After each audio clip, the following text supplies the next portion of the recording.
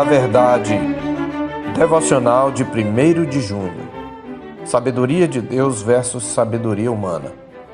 Entretanto, expomos sabedoria entre os experimentados, não porém a sabedoria deste mundo, nem a dos poderosos desta época que se reduzem a nada, mas falamos a sabedoria de Deus em mistério, outrora oculta, a qual Deus pré-ordenou desde a eternidade para a nossa glória. 1 Coríntios 2, 6 e 7. Os homens costumam gloriar-se das conquistas da ciência. Por um lado, devemos reconhecer a ciência como um instrumento da providência divina. Ela faz parte do mandato cultural dado ao homem, que é resumido na bênção-ordem dada ao primeiro casal. Quando os criou, o Senhor Deus disse: Enchei a terra e sujeitai-a, dominai sobre os peixes do mar, sobre as aves dos céus e sobre todo o animal que rasteja pela terra.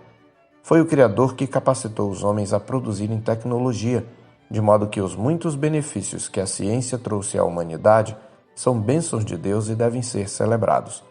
Sob muitos aspectos, vivemos em um mundo melhor em termos de expectativa de vida e de muitos confortos que nos foram legados através da ciência. Por outro lado, como toda a atividade humana, a ciência também foi contaminada pelo pecado. Por isso ela é usada não apenas para trazer benefícios. Os homens frequentemente a usam a serviço da destruição. Basta nos lembrar que entre os maiores investimentos dos governos está a tecnologia das armas de destruição em massa. Além disso, mesmo na descoberta de soluções para os problemas temporais, a competência da ciência é limitada. Ao longo da história, muitas calamidades e catástrofes em escala mundial expuseram as limitações da ciência. Em nossos dias temos testemunhado a perplexidade dos sábios deste século diante do desafio da pandemia. No entanto, a maior manifestação das limitações da ciência é sua incapacidade de alcançar a sabedoria de Deus.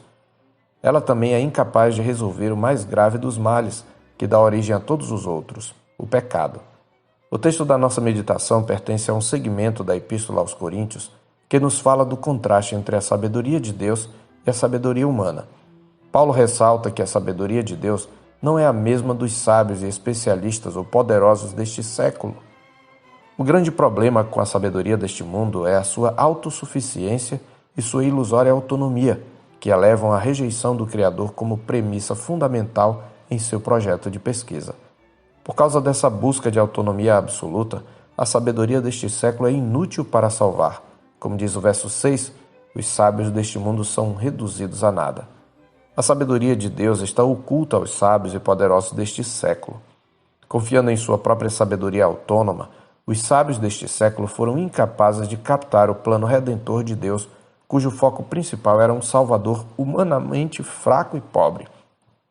Dessa forma, eles acabaram rejeitando o Filho de Deus, pregando-o numa cruz. E ao crucificarem-no, nada mais estavam fazendo do que cumprindo o plano da sabedoria de Deus. Como está escrito no verso 8, sabedoria é essa que nenhum dos poderosos deste século conheceu, porque se a tivessem conhecido, jamais teriam crucificado o Senhor da glória.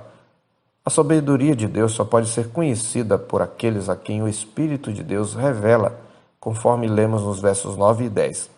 Mas como está escrito, nem olhos viram, nem ouvidos ouviram, nem jamais penetrou em coração humano o que Deus tem preparado para aqueles que o amam. Mas Deus nulo revelou pelo Espírito, porque o Espírito a todas as coisas perscruta, até mesmo as profundezas de Deus. Essa sabedoria divina, a nós revelada, faz parte dos decretos eternos de Deus para a nossa salvação. Portanto, o conhecimento da sabedoria divina não é uma conquista humana, mas um fruto da graça, um dom recebido.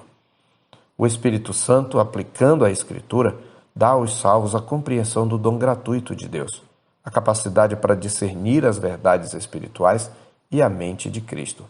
Paulo testemunha: ora, nós não temos recebido o Espírito do mundo, e sim o Espírito que vem de Deus, para que conheçamos o que por Deus nos foi dado gratuitamente. No verso 12.